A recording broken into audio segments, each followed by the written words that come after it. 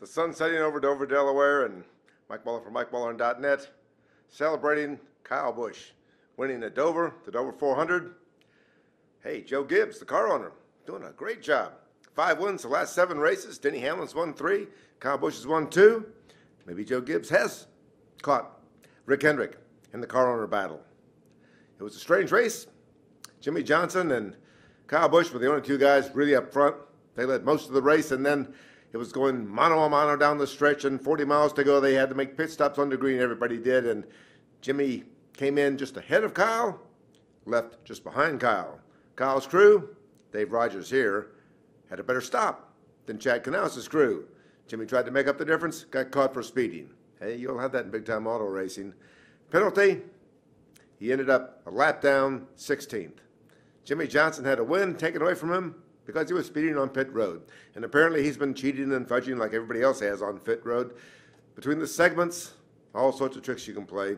The speed limit, NASCAR said officially was 35 miles an hour. They give him 5 miles an hour. Over that, why, don't ask me. Jimmie was 40.09 miles an hour. 900ths of a mile an hour quicker than speed limit allows. So he got busted, took it like a man. Hey, you try to play games and sometimes they backfire on you. Kyle Busch wins. Kyle Busch says he was hoping that he could go head-to-head with Jimmie down the stretch and beat him straight up. Might have done that.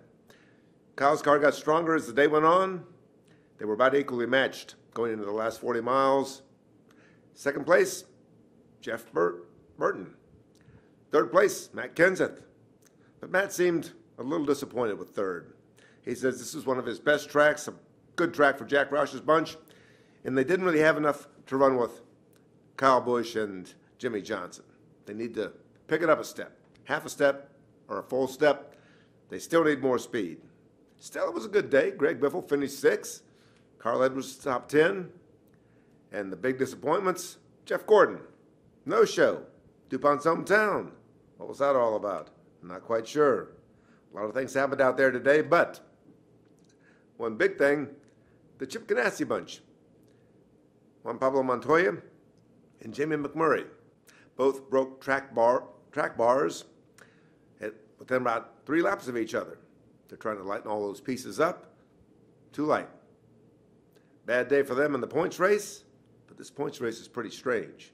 Kyle Busch is second in the points right now, and he says he's starting to think more about the championship than about losing Friday's truck race. He lost Friday's truck race after dominating, had a little fuel problem. The last lap, lost, came back Saturday, dominated the nationwide race and won. He could have won all 3. It's been a while since somebody won all 3 races the same weekend. Kyle Busch could have done it. Maybe he'll do it next weekend.